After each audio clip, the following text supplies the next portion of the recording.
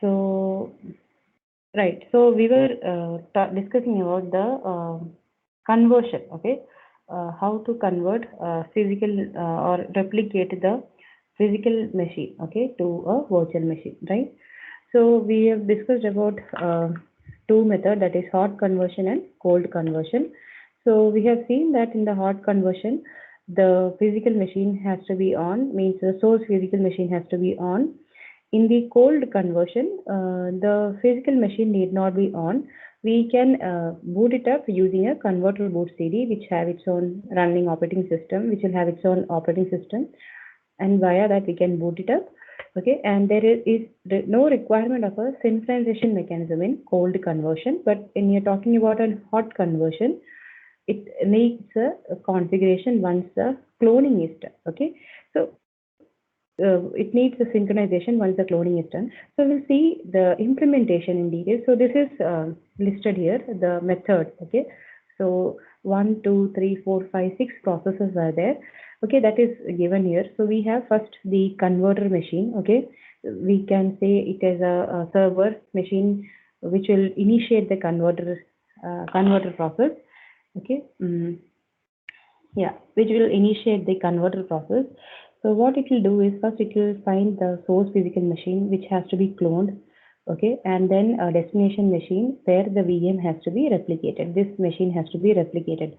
So this source converter, okay, this source converter, what does it do is it will install a converter agent, okay, converter agent software into this source physical machine. It will install a converter agent into the source physical machine. So that converter agent is installed. Now what does the agent do? Agent takes a snapshot of whatever the system configuration of this physical machine. It takes a snapshot of the physical drives, the path of the file, okay, the number of disk drives, what are the letters of the disk drive, all those snapshots it will take. And next, that snapshot will be replicated into the destination machine, okay, destination machine, and VM will be, and a virtual machine will be booted up, okay, with its own operating system, okay.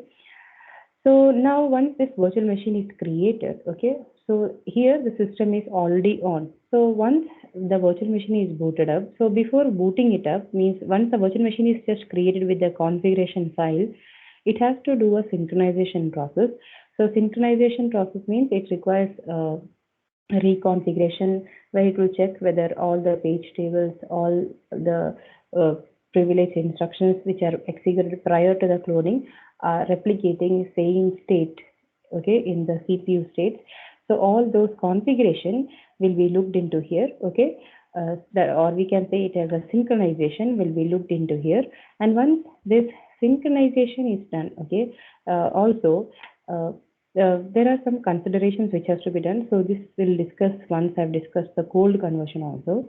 So once this snapshot is taken, cloning is done, reconfiguration is done, this virtual machine is good to go. Okay.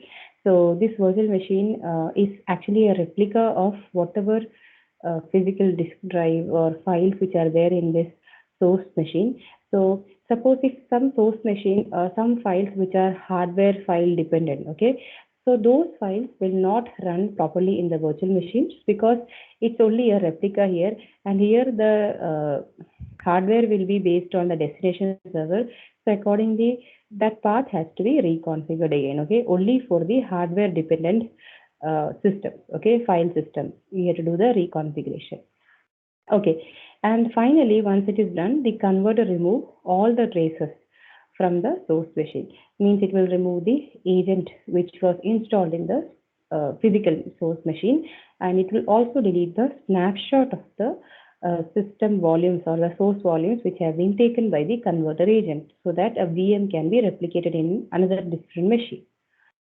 So when you are discussing about the cold conversion process here, in the cold conversion process, okay, it is connected to the network, but the system is actually not on.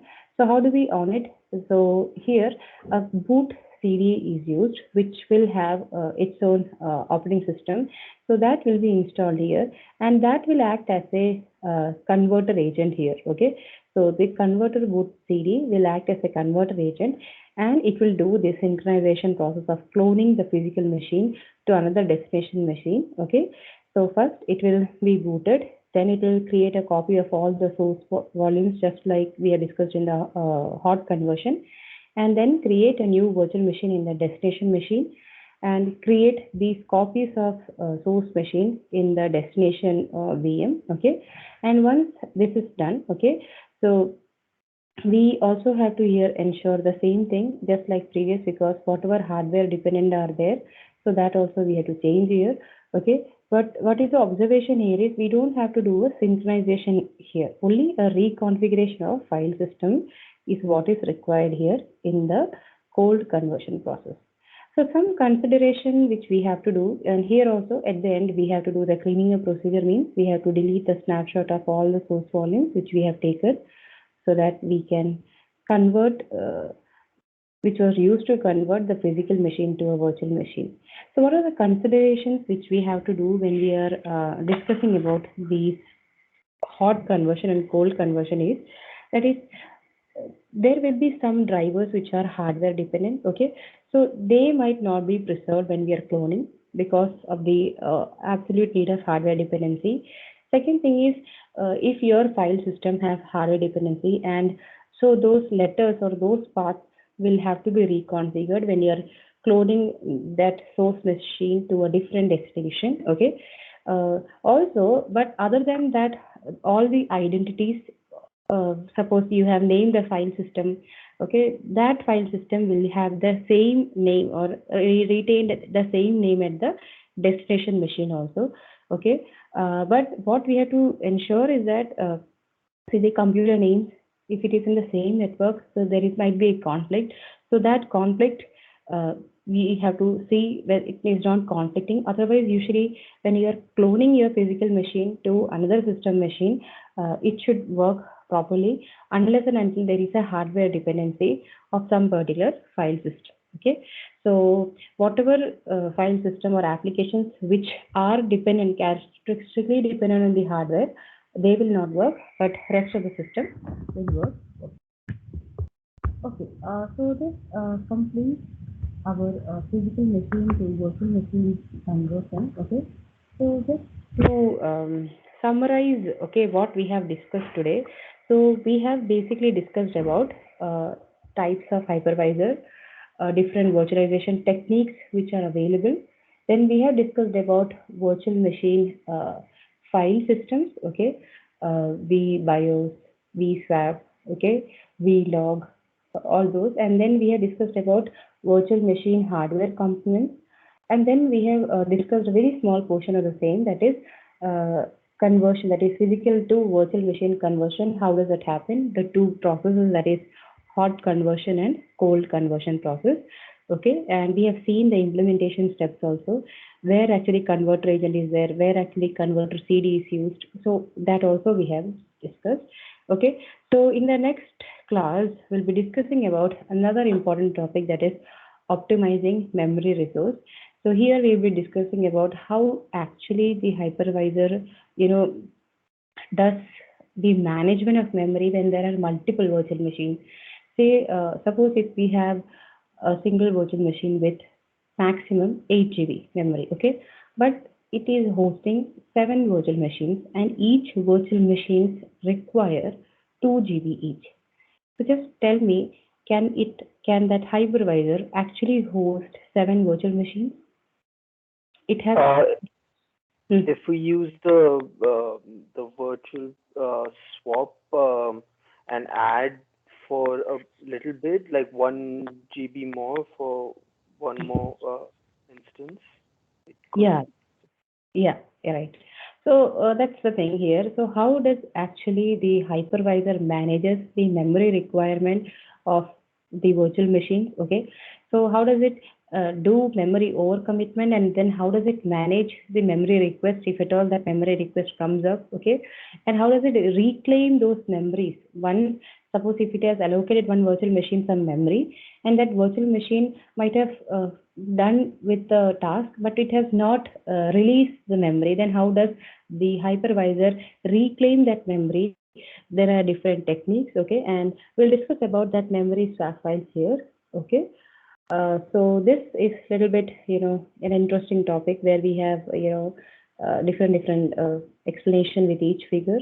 So we'll see in detail these techniques. So I think this completes, this is the last topic of our compute virtualization. So once compute virtualization is over, we can start with the network virtualization, okay. So I think next class will start with memory management, and then network virtualization we might start. Okay, so I hope the session was useful. You are able to get the main topic of the session, that is the types of virtualization. The rest of the topics are pretty simple. You just have to go through, give it one read, and you'll be able to follow. Okay, if you have any queries, please do message me, okay, or in the Teams I'll be available. Okay, do ping me and message me, clarify your doubt at the earliest, okay. All right. Thank you then. So I'll value this today's session. Thank you.